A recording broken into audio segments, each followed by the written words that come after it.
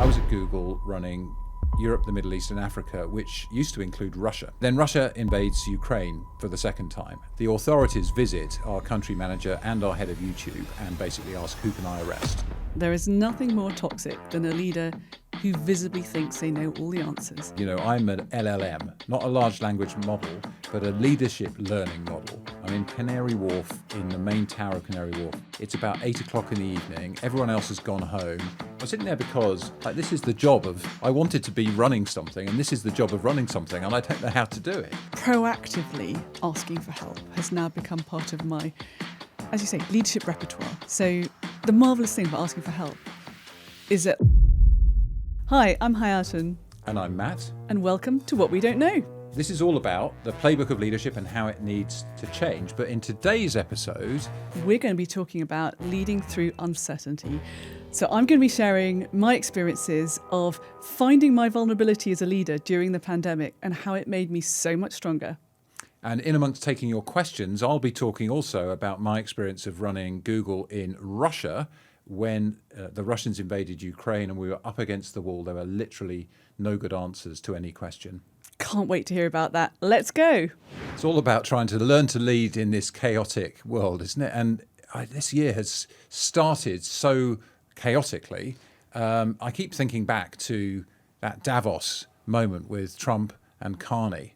What did you take away from that speech that you're referring to? One thing I know about leadership is that clarity is really important. And I think, thinking back to that moment, what he said was, you know, this is a rupture, not a transition. And he was really marking a moment and telling people to sort of wake up. He used that imagery about Poland and signs in shops that nobody really believed. And I think he was sort of telling us all at the beginning of what's going to be a long year to wake up and smell the coffee. Absolutely. And one thing that I've learned about leadership during the time that I've been in a leadership role is that it has changed profoundly. So we've gone from alpha leadership built on self-certainty to enabling leadership built around humility. We've gone from that kind of directive style to something that is much more about inspiring and engaging the people around you, earning your leadership mandate every day.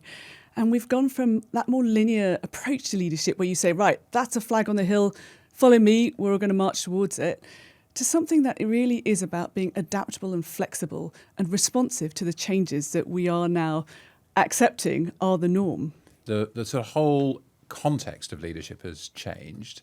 For many of the years that, you know, we were starting out and growing up as leaders, it was pretty predictable that the world next year was going to be somewhat like the world this year. We kind of broadly knew what the economic environment, the political environment was going to be like. Yes, technology was there, but it was on a kind of linear trend, quite starkly upwards. And now suddenly we're in this world geopolitically, environmentally, technologically, socially, where it seems like everything's changing all at once. I've been searching for a good metaphor. I'm not sure I found one. Oh, I don't know if I can offer you that, but I would say I think that it's hard not to look at the pandemic as that kind of pivot moment. We tended to think at the start of the pandemic, gosh, this is like some horrible nightmare that we'll wake up from one day. And in fact, I think what we now see looking in the rearview mirror is that the period before the pandemic was unusually stable. It was the anomaly rather than the other way around. And now what we have come to accept is normality, is that there is no equilibrium point. It's a state of constant dynamic change, and that has profound consequences for leaders. I think that's so right, you know, and one of the issues, if you're trying to lead, learning to lead, wanting to be a leader, is the kind of playbook of leadership was written in that pre-pandemic time of unusual stability. And now we're into what is, I think, guaranteed to be instability and uncertainty for at least the next decade, maybe for much longer. Maybe that's the norm of the world. And so we haven't really got a playbook. You know, you can't go to a business school. You can't read a load of literature and really understand how to lead. And I think for me, the pandemic was a time also when leaders did all those things you talked about. You know, we shared our kind of, I know what I'm doing, follow me. And I certainly started finding myself having lots of calls with peers saying, what the hell are you doing? I don't know how to do this. What do you think about this?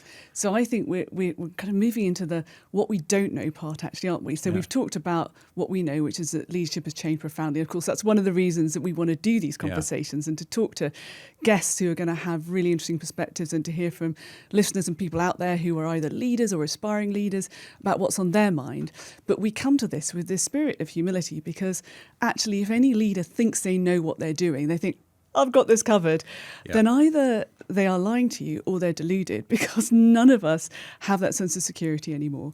Yeah. So I think it would be great to explore a bit more about what are the experiences that we've had where we've learnt something through these periods of uncertainty in our own life or in the world around us that maybe we can share with each other and with our listeners. You're so right that anybody that says they know exactly what's going on is probably somebody not to believe, and I think people can see through that. But I mean, you brought up the pandemic, and maybe what was your experience there as a leader trying to hold things together at the Royal Academy?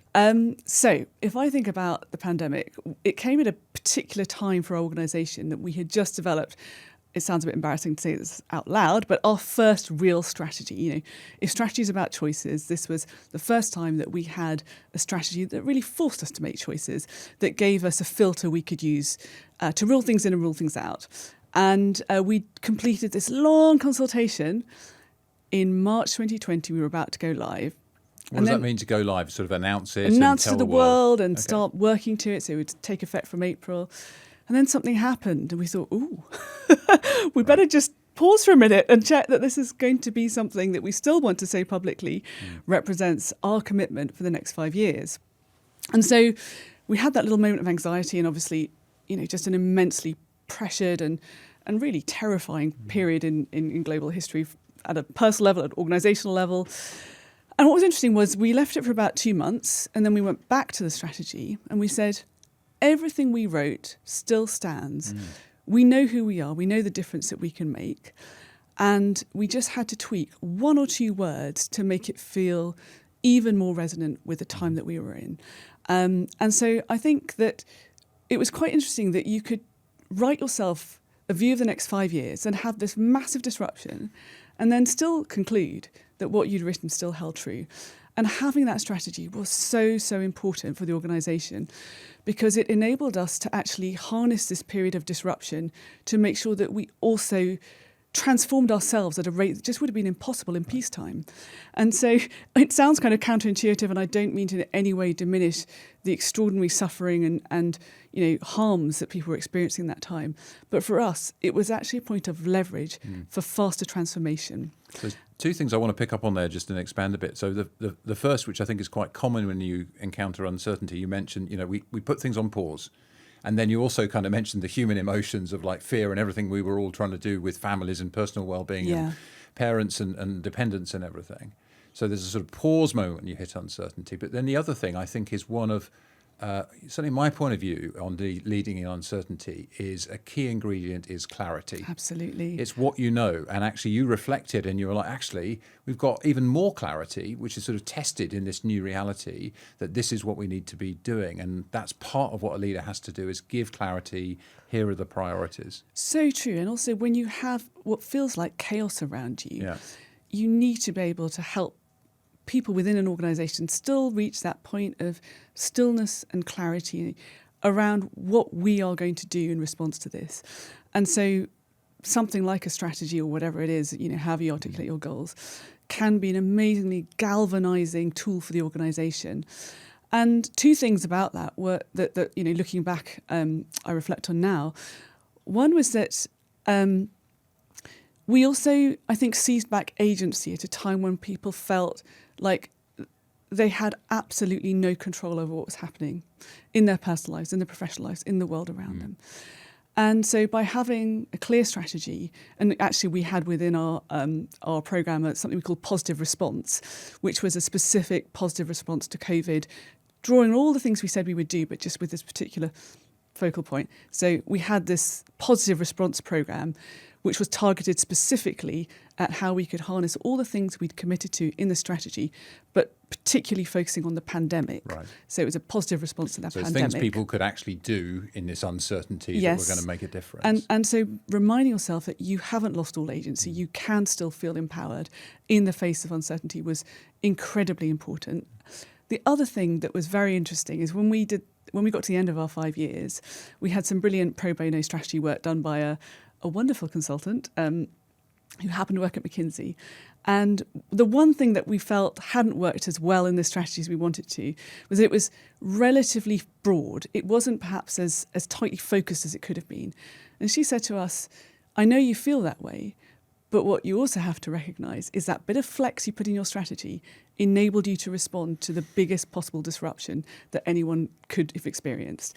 And so it was a wonderful validation of something we'd done accidentally. Yeah. And a lesson, I think, for the world we're in now, which is that you do need clarity, you do need certainty, you do need direction, but you also need to build in adaptability. You need some ping in your elastic. Parallel for me would be sort of clarity. You know, we knew as a company, I was working at Google, we knew that our principle, you know, we had to keep our people safe and our services running because so many depended upon It's them. critical global infrastructure. Yeah, Isn't so it? sort of people and then infrastructure and then make sure the services are running and obviously making sure health information was as accurate as possible. That was quite challenging and so on. But I think to complement what you said, that sort of clarity of mission really helped us to prioritize. But then the other thing I found I really needed was to collaborate much more with, you know, I was on the phone or on a video call with peers who are leading large organizations, whether it be governments actually, health ministers or CEOs. And we're all saying like, what are you doing? What are you learning? The other thing I think I noticed is there were places you could learn from because this thing unfolded across the world, you know, and we saw it coming in Asia. I was on the basically on calls with my counterpart in Asia Pacific almost 3 or 4 times a day at the beginning, figuring out what was going on there. And then we were educating the US and saying we're going to need to shut down these things and make these changes immediately. So that kind of collaboration. And I think that's also a theme for us here in What We Don't Know is, you know, clarity of purpose.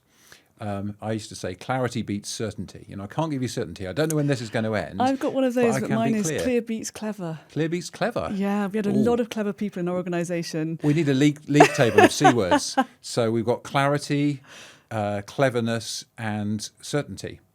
We have all of the above in the right order. Good. So I recognise what you're saying around collaboration, but the way I look at it is when you have the world changing at a pace that is, you know, in excess of what any one of us can process, actually, we need to do shared learning cycles. We just haven't got the time to do individual learning cycles. Yeah. And I also think that the role of a leader is often to kind of integrate the signals from many, many, many diverse inputs that are happening all around you, internally in the organisation, in your board, externally in your peer organisations, your competitors, and by keeping in touch, by making sure that you have good connectivity, you're much better able to integrate those signals into something that means something for the organisation. You're reminding me of a couple of sort of very practical things I was doing. One, I was doing these calls and I actually started getting sort of leaders from different industries together going, you know, to share what was going on. And actually, it was a bit of a therapy group, if I'm honest. The other thing, you know, in the physical world, I used to do a lot. I'd go and sit in the cafe we had, you know, cafes at work, and just ask, you know, people what they were doing at all different levels, and found that really good way of getting intel. And as a leader, getting intel from the front line is always important. In the pandemic, when it was virtual, I started doing that, but across geographies. Yeah. So I'd have like coffee with Matt kind of sessions, half an hour, people who didn't know each other from all kinds of different countries, usually the most junior kind of people, just trying to understand what their experience was at home and at work and how we could better help. And it's a habit I tried to continue as we got back to being able to operate in the physical world as well. And I think that kind of, in a world of uncertainty, you need more intel, is what you're saying. And now I've come up with a metaphor. How about this? I was sort of saying, you know, leading in chaos is a bit like being in a storm at sea. But actually, I think it's more like being in a sandstorm, because the visibility is low, the confusion's high, but the landscape is shifting around you. And I think that means you need more intelligence from the edge of your network. You need to sort of do expeditions, experiment, and try and learn what's out there so you can find your way to navigate in the sandstorm. Also, it gets in your eyes. It sounds actually pretty horrible. And I think that's maybe a cue for us to talk a little bit about what didn't go so well and how it felt to be in the sandstorm trying to lead other people.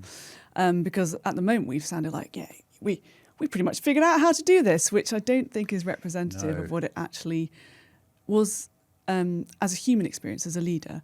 So I'll start, and I'd be really interested in examples either from that period or from other periods where you have evolved as a leader as a result of facing uncertainty. So I'll start with the point that you were just riffing off around communication. So all of us had to change our communication style. And one of the things that I did immediately, as someone who's it was very important to me as a leader to retain that human-to-human contact. And then, of course, you're sitting in your home. You can't do it in the normal way. So I started making videos where I intentionally had, sounds of family life. I couldn't really avoid it going on, and, children might pop up, or there'd be someone practicing an instrument or something.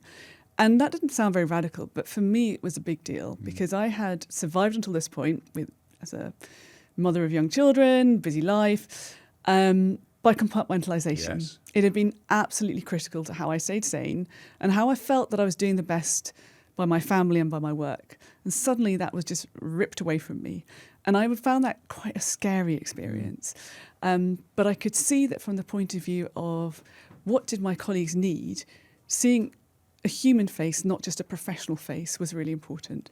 So I kind of ventured into that more blended territory between those two worlds. And I think it probably made me a more relatable leader. I think I showed more vulnerability than I had at any other time professionally. And it's something that I learnt to accept as being a place I could be comfortable, even if I was always a little bit reticent as a naturally private person. But I also found it incredibly difficult. So, for example, there was one day, and I take pride in being incredibly well organised. There was one day where someone had to message me and say, "Are you joining this meeting?" And I was making pancakes with my kids. Fantastic. And That's I the right had priority. totally forgotten about this existence of a parallel world. Yeah. And that's like a cute anecdote to tell, but I was mortified. I was absolutely horrified. I think, it's good to slip up once in a while. If you're a leader that looks invulnerable and invincible, it's quite intimidating for everyone else. So I'm glad you were making pancakes. It is. So that's the funny part of how I had to change my leadership style. I think the really hard part was that I learned for the first time in my life that I would need to ask for help at some point. And so I carried on the pandemic feeling like this was all manageable. And, you have all the normal stresses and strains of leadership. We had a particularly challenging HR case, all the extra worries about, your parents and your kids and all of that. And I think it got to about October or November of 2020. And I thought, do you know what? I do not feel myself. Yeah. I feel emotional just thinking about it because for the first time in my life, I was asking myself the question, is it worth it? Is it actually worth being a leader if it's this painful? You were just drained, do you think, by the months? I had just internalised so much of the stress, trying to make myself okay for everyone else, that it got to the point where I was saturated. Yeah. And the ridiculous thing was, and it's entirely predictable, that when I started asking for help, I realised that it was always there for me, whether it's friends or family or peers. But I got dangerously close to not being able to continue. Wow. And that was even now I still feel the emotion welling up inside me. And, it's such a simple and trite lesson, but actually it wasn't trite at the time. It was huge for me.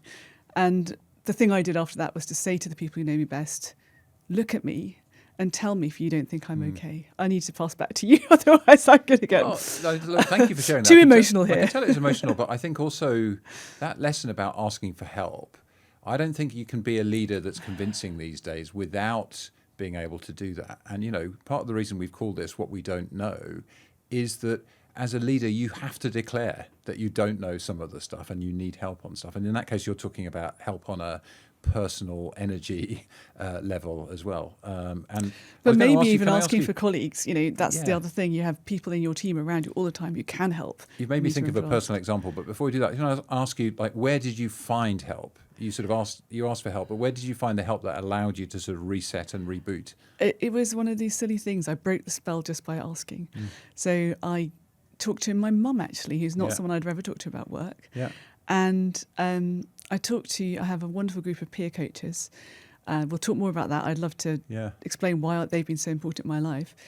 But I told them not, I'm going through a tough time, but I'm not okay, which was something I'd never said in my entire life. And by saying that, everyone, of course, responded with, love and care and space to talk about the bad things, as well as to talk about how you're surmounting the bad things.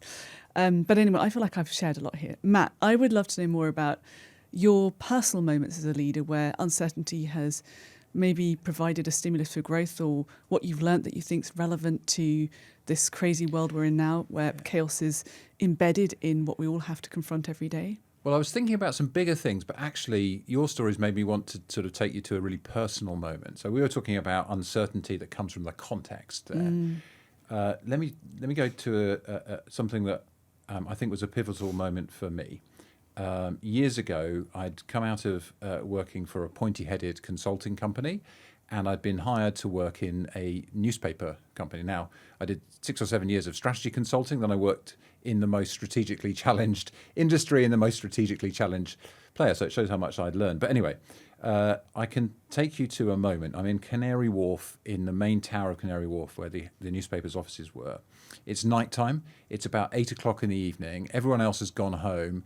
I can even now, I can see it, the rain on the windows illuminated by the lights of the building around. Very kind of Wall Street kind of looking Manhattan skyline sort of view. And I was sitting there because I'd been tasked with running a part of the business, and part of what I wanted to do coming out of consulting was run something. And so I was in a leadership role, but really my first decision-making leadership role, not just drawing charts like I'd done in consulting. And I had to make a decision about, we were sort of selling part of a business, and we were going to outsource a service back from a provider. And we had 2 options of which providers to go with. And I was tearing my hair out because I'd done my consulting stuff. I'd done the charts to evaluate these options, and I just couldn't make the decision.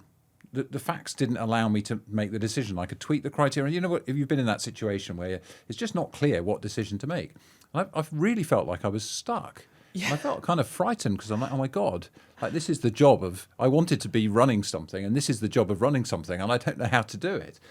And in the end, I called my boss and I said, look, this is what I'm doing. I'm feeling kind of stuck here. He's like, well, is there much difference between the 2 things? And I said, well, no. And he said, and can you do both of them in parallel? I said, no. He said, well, you just need to pick one and then make it work. And it's bleeding obvious, but it was really helpful to me, this point about decisiveness. Yeah. Sometimes you've just got to make a decision. Most decisions that arrive at your desk as a leader are 51, 49. They're very, very marginal decisions. If it gets to you and it's an obvious decision, it's a waste of anybody's time. So I really kind of learned from that moment, sometimes you have a binary decision, and what you do is pick something and make it work. You can't have a counterfactual, and that was a really good lesson for me. I think that's so good and so relevant to now, where honestly, when we have so much data, we have so much information that we can base decisions on, but that is never going to be the only way to decide. Sorry, I got distracted. We have so much data, but actually, as a leader, you're there to figure out, well, based on these inputs, what am I going to do with it? And it makes me think of Anna Wintour, the iconic leader of Vogue, who famously is known for the speed of her decision-making. Yeah. And it's an interesting thing, isn't it, as a leader? Often we want to be consultative and engaging. Sometimes in these times of radical uncertainty, that's not a luxury. You have to actually be able to zone in, where speed is more important than precision. I think in uncertainty, most decisions are either reversible. So Amazon talk about this 2-way doors. Most decisions, you can make the decision, and if it doesn't work out, you can kind of row back. Yeah. Some of them, selling a business, investing in a big new facility, are not so reversible. So I think either be clear a decision is reversible and therefore don't agonize about it. Go out and try and make it work. And actually that's really the toolkit of exploring in the Sandstorm. You're going to have to do more experimenting in an uncertain world.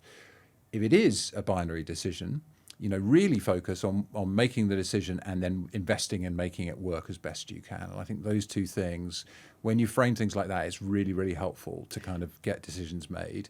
Better off most of the time making a fast decision that's directionally correct and then tuning a bit later. Absolutely. I think that is very relevant to where we find ourselves. But you dangled the possibility of some major geopolitical dilemmas you face. So come on, I want to hear more about those. Well, so that was early in my career. And I was thinking about, big moments of uncertainty I faced. And, I was at Google running Europe, the Middle East and Africa, which used to include Russia. And had an operation in Russia. We had removed our engineering team from Russia because there's a risk sometimes that your intellectual property might leak out of the company if you're operating in one of those environments. But then Russia invades Ukraine for the second time, the more recent invasion, and the Russian government has already closed down Facebook and Twitter, quite a lot of other social media platforms. They are making it impossible for local media to operate. And we're Google. So we're in the information business. We run Google, we run YouTube, and we are seen as being holding a line around what's happening with the special operation that is not in line with the Kremlin's So view. Matt, you, come on, we've got to dwell on this moment a bit more. Give us an insight into the discussions you're having around the leadership table right now. Well, firstly, what I'm doing is talking to the local team. So I think, my first rule of leadership is always listen, right? What actually is the situation? So in the period I'm talking to them and trying to understand where things stand, the authorities visit our country manager and our head of YouTube and basically ask, who can I arrest? Now, I won't go into all the details about how these organizations operate, but our decision making on policies about what we do and don't have on YouTube is made globally across countries. It's not made by somebody in country, but it was a very clear signal. We are looking to act on criminal charges. So that was one concern. Anyway, basically, my kind of listening and observing what was going on summary was our team's going to be locked up. Our bank account is about to be seized. We've got a lot of notices that we're non in compliance with in terms of what content you can find, particularly on YouTube. And we're not going to be able to pay our suppliers or work with our customers. I mean, this is the sharp end of leadership, right? And so you had all of that stuff. And then I talked to lots of peer organizations, who were, facing sanctions, having to move out. We also had sanctions in other countries about what we could say about Russia. So it's a very, very complicated situation. And again, what I found incredibly helpful, having got that intel, was I talked to our senior colleagues in California, particularly Ruth Porat, the CFO. I don't want to go into too much detail of it, the whys and wherefore, but with the CEO, with the CFO, with our senior kind of product teams, I would come and say, right, this is the situation. Here's all the things. I have to tell you, I don't think I can mitigate any of those risks, and keep the operation running. I just can't see a way to do that. And they asked lots of very smart questions, made some sensible suggestions, but in the end concluded, we just have to do what the right thing to do is. And for me, the right thing to do is, number one, people, number two, the operations, and number three, the services. So we were able to help our people get to safety if they wish to. Some tough decisions for employees, like many companies, if you stay, we can't guarantee we can pay you because our bank account's no longer in our control. So there was that kind of side of personal security, some tough choices for the people on the ground there, many of whom left. And then keeping our services running, we decided that we had to hold to our standards. We weren't going to comply with government requests. But strangely enough, I think because of the popularity of YouTube in Russia, it's still running there to this day with no people on the ground. And that's, I think, a helpful thing because many people in Russia can access BBC, Al Jazeera, and other news services. But the leadership lesson, if I come back out of the detail, for me was, in those moments of huge uncertainty, clarity around the sort of mission and values and alignment with our leadership team, which took virtually no time at all, actually, and really, really grateful to be in a company that could do that.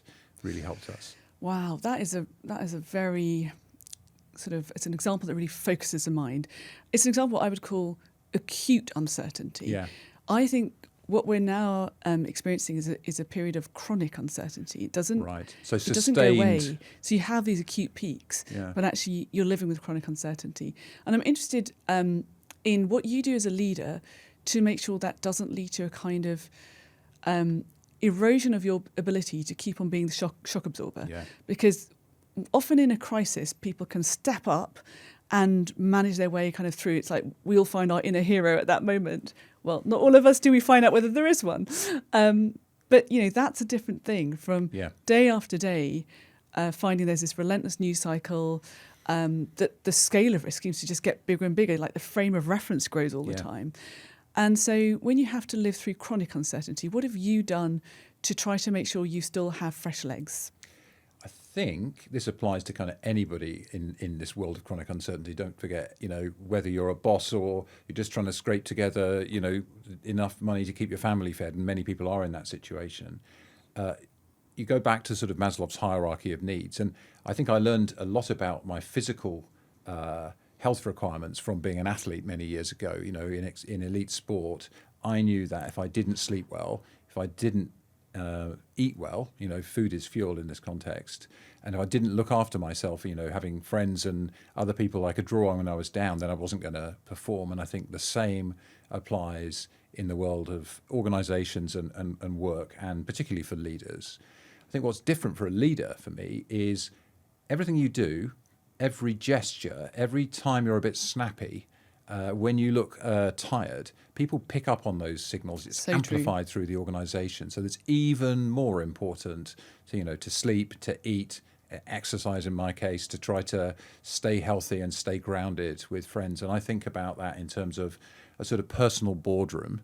You mentioned earlier, you turn to your mum, you turn to colleagues when you needed help. And I think I have that sort of sense as well.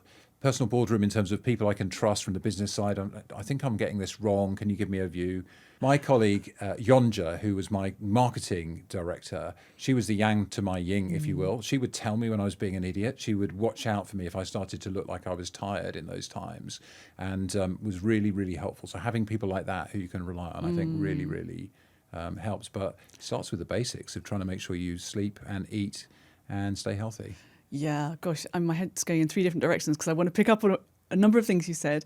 But if we stay with your example of Yonja, I think that is also something that when you think about how you cope with uncertainty is super important, which is to have cognitive diversity around you. So I have always valued having people who sit alongside me who just, all their instincts, same values, same integrity, but their instincts are a little bit different to mine. Yeah. If you are all agreeing all the time, this is not a good sign in your leadership group.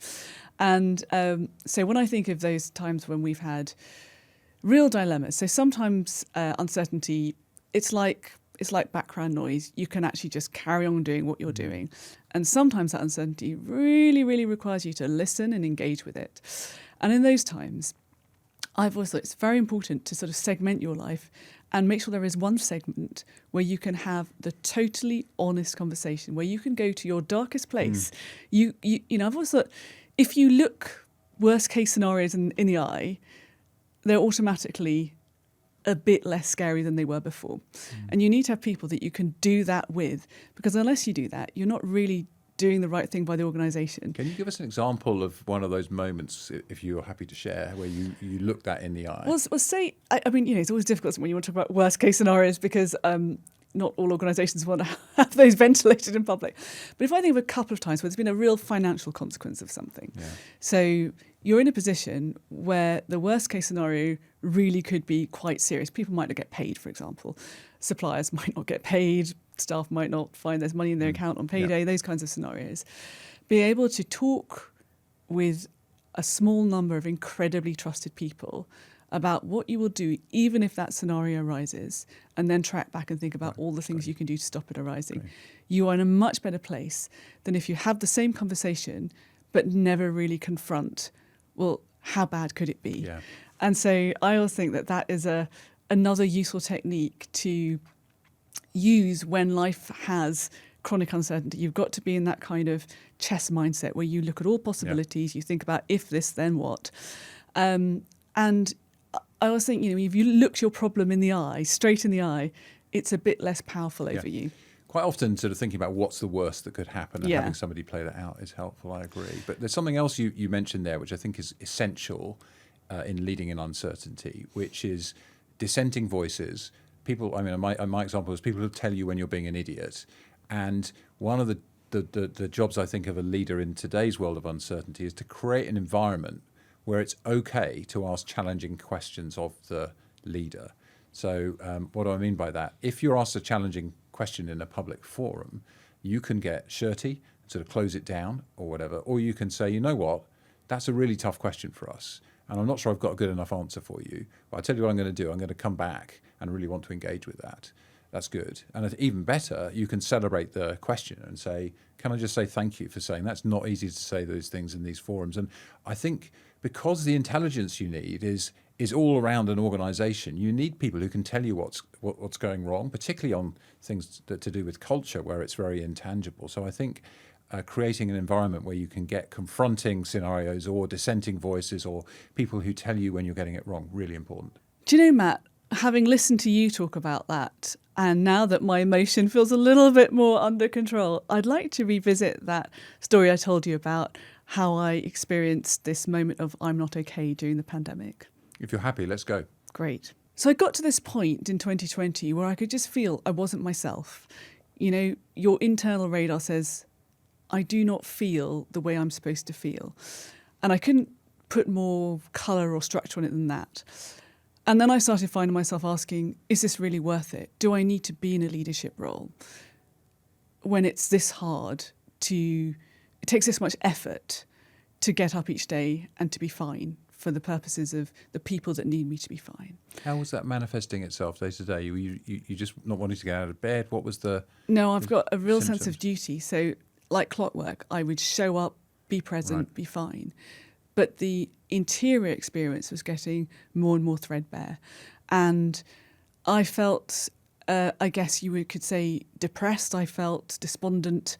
I felt this lack of belief in what I was doing. And it got to the point where I knew that I was on the brink of unravelling. And so I raised it in a group that I have benefited from for many years, which is a group of peer coaches, people who have sort of comparable life experiences. They're all out there doing big jobs in the world, and where we've built up a kind of trust and understanding amongst ourselves. I'm a huge fan of peer coaching. And I can remember it was one of these wretched Zoom calls, which of course were just such a feature of life. And I said to them, I'm not okay. And it had such an effect because I am not the kind of person that ever says I'm not okay. I might say, I'm having a really difficult time. This is such a pain, but I'm never anything other than okay. So that's an extreme statement for you. So for me, that was like it's like, you know, sending out a flare out in the ocean. And of course, my wonderful peer coaches responded to that. So what happened in that moment? So you say that you're on this call. Is there a moment of silence and then somebody leapt in? What happened? No, there is that moment of people just gathering you up in their arms, has to be virtually in that context, and telling you that it's absolutely okay that you're not okay and that you've done the right thing by saying that. And I had a similar conversation with my mum, who just listened. You know that thing where someone just listens in that very active, open, empathetic state? Not easy for a man to do, I'd say. But yes, I know people who do that, and they're almost all women. Well, interestingly, I think the fact that I am a woman and an outlier in terms of people in leadership roles in my world was a key factor in why I didn't ask for help sooner. You felt you needed to demonstrate strength? I felt that the whole experience of being in a leadership role as someone who was multiply underrepresented meant that I had to signal strength, not strength that wasn't my strength that's consistent with who I am, but I felt that by saying, I'm not sure I'm coping, it would lead to a kind of reinforcement of stereotypes that I was not prepared to put up with. But interestingly, that's also what pulled me through, because I went through this thought process where I said to myself, I'm very good at debating things in my own head. We're learning this. It's you're going to hear more about my inner voice over time. I said to myself, if I step away from leadership, because I don't need the kind of dopamine hit that comes from being a leader. My ego does not require me to have the fancy job title and to walk into a room knowing that I'm the CEO. If I step out of leadership because I don't need that, who's going to be left? Who are the people who will stay in leadership when it's really tough? And I said, I'm not prepared for that to be the reason I step down. If I step down, or if I get to the point where I choose not to be in a leadership role, it's got to be for a positive reason. And that pulled me through along with my wonderful peer support network. So you reconnected to that motivation. But can Absolutely. I just ask you, you shared, when you said it's not okay, to your peer group, to your mum, how quickly did the inner feeling that you had change after you'd said that? Instantly.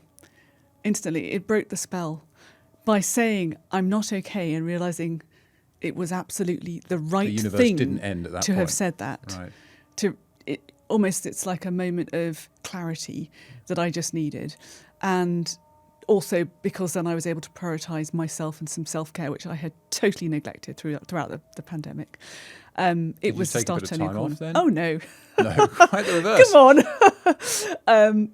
Everyone will do it in their different way. I just it was just the point at which I then started to articulate what I required from people in a different way and to create some space to invest in my well-being.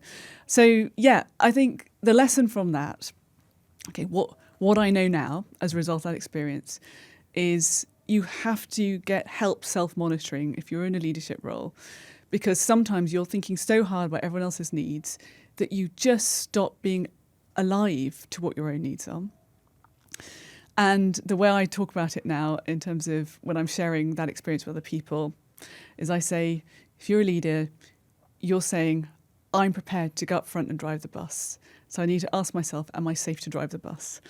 And so we all need these little hooks that will help us to focus on what's important. And that's one of my hooks. Am I safe to drive the bus? If I'm going to say I'm going to effectively be responsible for other people's welfare, I've just got to check in on myself first and make sure I've got other people who help me do that. So that was my learning. Thank you. That's a really personal and very vulnerable thing to share, particularly, I think, as you say, given that you're an outlier leader as well. Can I ask you, though, in the years subsequently, have you found yourself, therefore, asking for help more easily? Maybe it hasn't been as extreme, but is that part of your sort of leadership repertoire now? I think proactively asking for help has now become part of my, as you say, leadership repertoire. Yeah. So the marvellous thing about asking for help is that I have always found people can't help you. They're kind of happy you asked. Yeah. And so I actually have almost gone full circle where I start thinking at the outset, who can I ask for help when I'm facing a new challenge? So I've learned to love that side of life, but it took me a while to pivot from that is showing a vulnerability that I don't dare to show because I want to demonstrate that I've got this, to the point where I feel it's a strength in leadership to ask for help. Anyway, do you know what, Matt? I feel like we've had a very deep and serious conversation about leadership. Leadership has its fun side. So come on, I'm gonna switch it up a bit. Tell me, where are you getting leadership inspo from at the moment? Like, are you watching something? Are you reading something? Have you met somebody that has given you a new angle on leadership? Well, I'm in a strange place because I'm on my gap year. I stepped down from a big leadership role 38 years late into my gap year. So actually, I've been enjoying not sort of leading, but I have been reflecting quite a lot. And, one of the lovely things I've had more time to do is connect with people who've maybe gone off to do startups that I used to work with, or old friends, and people at all kinds of different stages. And I almost became a bit of a go-to person for sort of midlife career crisis conversations. And at the same time, my two kids, who are in their early 20s, were starting out in the world of work, and they and their mates were sort of asking for advice. Well, because it's such a huge question for that whole generation. I mean, it's the thing that massive challenge for us. The thing that has occurred to me through this about leadership sort of inspirations and lessons learned, it made me think about, who were my mentors, who did I learn from? And I've told you this before because I said it at a leaving party I had. What I realised, I looked around the room. We had all these people who had become, like you, friends over years of sort of working together and going through some of these tough times together. And I realised that, I'd learned from all of them. And so I said, I'm an LLM, not a large language model, but a leadership learning model. And what I've done is I picked up all kinds of things from all kinds of people, through my career, not just senior leaders, actually. Quite often, some of the more junior people with their curiosity and their tough questions and their kind of being demanding. And I think that was really helpful to me to understand that, I've not really had like a single mentor. There are individuals that have really inspired me, people like Susan Wojcicki, a fantastic woman who led YouTube, sadly no longer with us. Carolyn McCall, who became a friend, CEO of EasyJet and of The Guardian and of ITV, really one of our best sort of business leaders, and all kinds of people in between. So I think for me, that sort of leadership learning models, part of the reason I want to do this with you is I think it's all about listening and learning all the time. Yeah, well, in that spirit, I have been ferreting around in the world of different things to read and different sources of inspiration. So I think the fact we're having these kinds of conversations has, I guess, helped me to put a leadership lens on things that I hadn't previously thought about in that sense. I want to ask you about this though, because I know you and I have talked about sort of literature, the stuff you can read about leadership, and I quite often have found, bits and pieces, like a magpie and all those Yeah. different things. And I quite often recommend different things, but you generally don't. Oh, you're find a lot in those exposing me books. now. This is very early in our conversation to expose me. I must say, I'm not the biggest fan of books on leadership and management. So I do read them, and I'm sure you know, anything you read, you can take something away from. But what I have found 9 times out of 10 is you're not speaking to me. If I took this advice, it would not have the effect that it would have seemingly for the person that's written the book. So it might just be I'm very arrogant, I'm very unimaginative, but it might also be that I do have a different experience of life. My Not many of vantage those point is different. People have worked in leadership Yeah. roles where the only previous folk were brigadiers and rear admirals. But to prove that I'm not a one-trick pony here, right? So I've been reading a book by Zak Brown. So Zak, first name terms, we're not actually first name terms, but I'm going to call him Zak for now. Why not? Hello, He's an Zak. informal kind of guy. So Zak, for those who don't know, leads McLaren Racing, one of the Formula One teams that has had an amazing turnaround in its fortunes, and Zak has been at the helm, no pun intended, driving that transformation. And so because I have an interest in Formula One, I was reading this. It's an autobiography, but telling the story of how he's managed to deliver, as I like to call it, the papaya dream. So again, for anyone who's wondering where papaya comes into this, papaya is the colour of the livery for McLaren. And this year, McLaren delivered not just the Drivers' Championship, but the Constructors' Championship too. And this story takes it up to the 2024 Constructors' Championship win, which had been the first time that McLaren had won that in decades. And what's interesting is, like, Zak Brown is not a person that I would ever think of as, you know, that's my personal leadership role model because we're so like each He's other. quite an alpha male sort of character, is he? I You don't get that know if impression you say from watching alpha things. male, but he's certainly a man, and he's certainly a strong personality, a big presence in the paddock. Not afraid to share his view. But also somebody who's a people person, I would say. Mm-hmm. But what I really loved about reading the book, I don't think you would primarily read it for its literary merits. It's very much written in his voice. And what I loved about it was that he was just so unapologetically himself, right? There's no airs and graces. There's no, I've tried to transform myself from this into that. It's I'm me, and I've learnt how to get the best out of me by working on myself, yes, but by leaning into my strengths and surrounding myself with people who are totally different in order that my weak spots can be compensated for by theirs and that we can sort of tension off each other. And actually, it's very charming in that respect, and I think very authentic.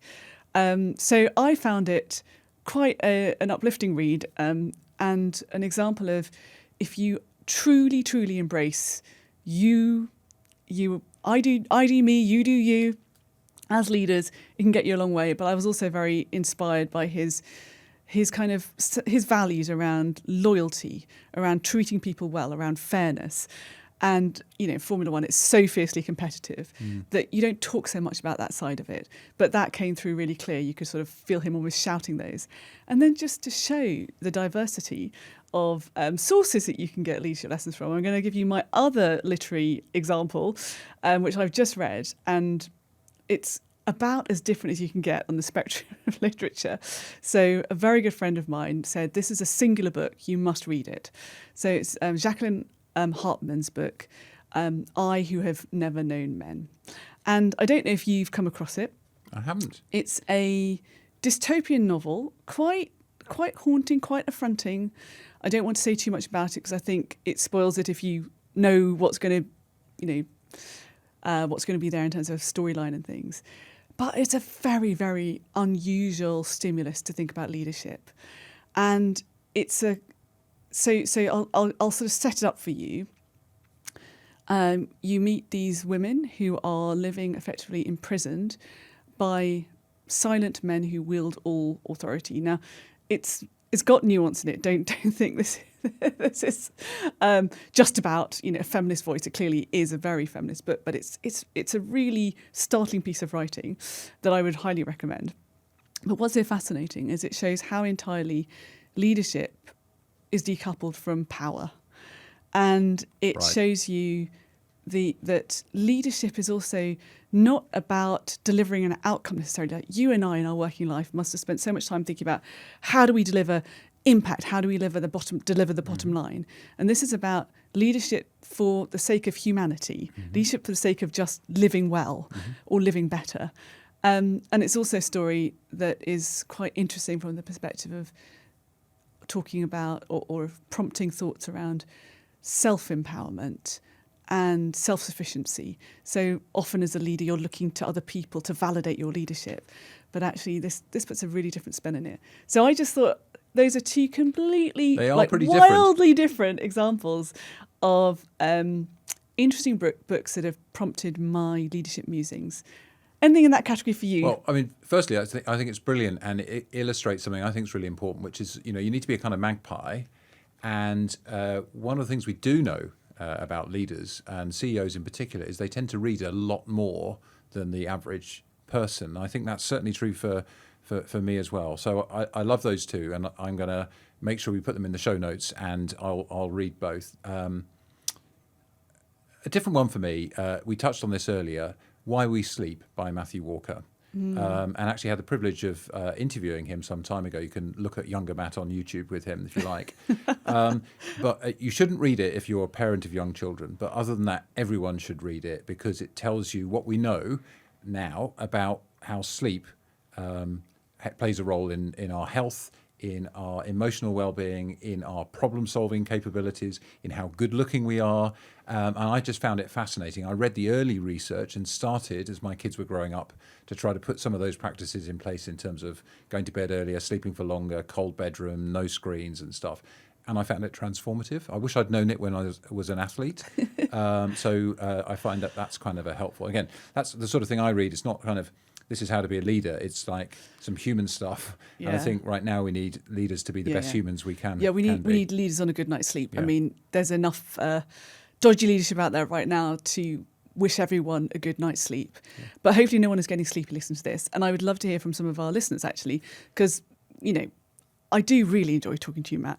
But this is not about me just talking to you and you talking to me. This is about a wider conversation. What are these people doing? Yeah, so I'd love to hear some thoughts from some of the people who have been listening to us and who are going on their own leadership journeys. Yeah. Right, let's take some of our audience questions. And so here's a great question. When you're overwhelmed, how do you stop your fear leaking into the team? Great question. I love that one.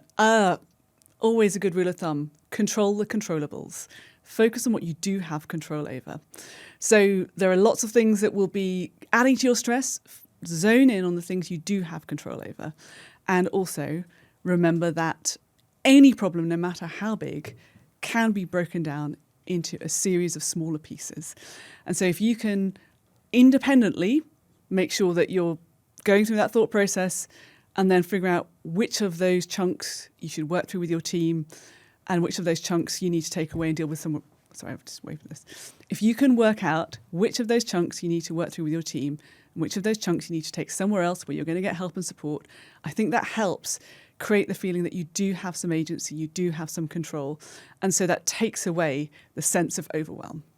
So break the problem down to stop it overwhelming you. I guess I'd add, remember the signals you send unconsciously to the team and try to kind of keep that sort of calmness because what you do amplifies right through the organisation. Oh, yes. Very important. Okay, time for another question. I was going to ask a question. Oh, go ahead. Time for another question, Matt. One for you this time. Is decisive more important than being right?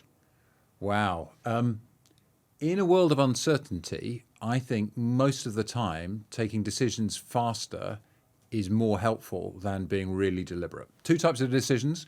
One's where you can't really row back. So you're committing to a big capital investment, you're doing M&A, you're deciding whether it's time for somebody to move on, whatever.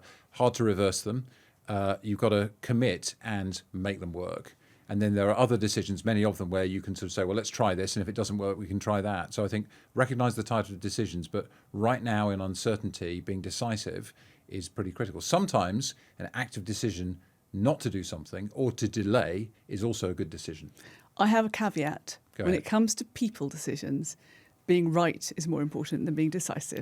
Okay, this is a really good wrinkle. I think on values questions that set the tone, you're so spot on. And hiring. We've Thank all been you. there. Yeah, the most high impact thing you can do as a leader is hire great people, isn't it? So getting that right.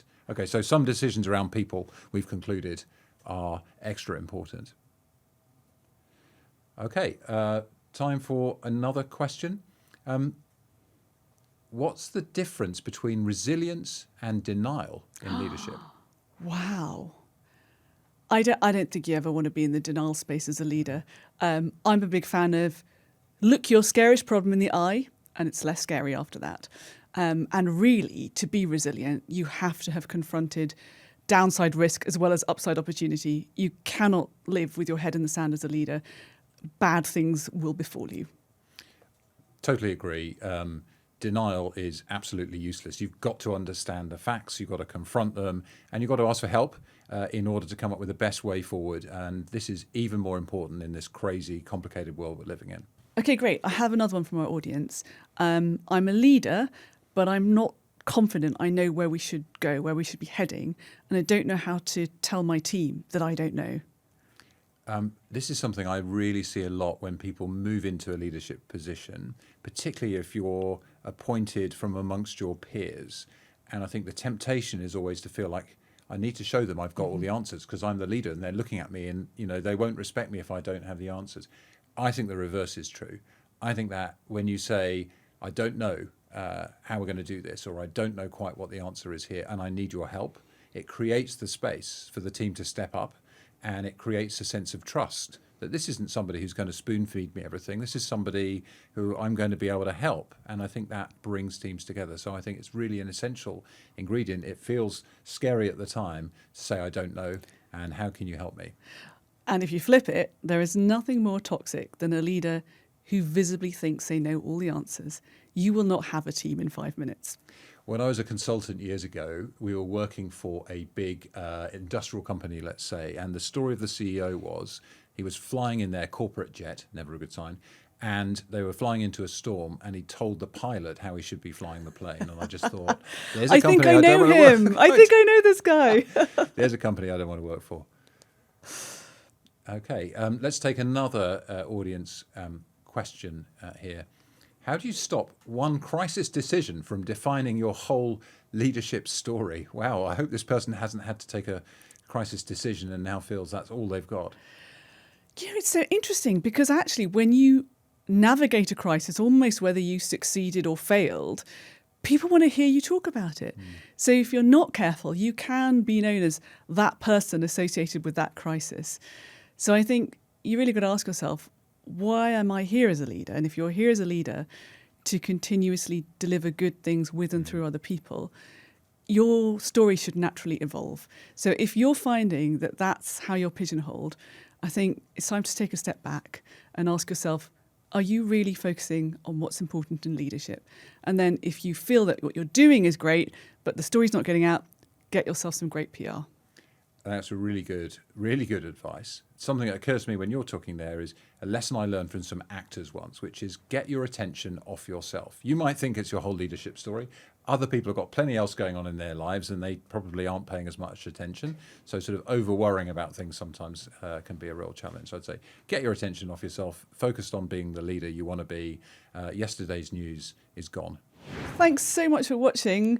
I hope you've enjoyed it and we would love to hear from you. So please do follow us on our socials. The links are below. Subscribe and please get involved with our audience polls and our Q&A. And we look forward to hearing more from you and to answer your questions in future. Thank you so much. If you want to see more episodes, click here and subscribe. Thanks so much for joining us. Join us next time.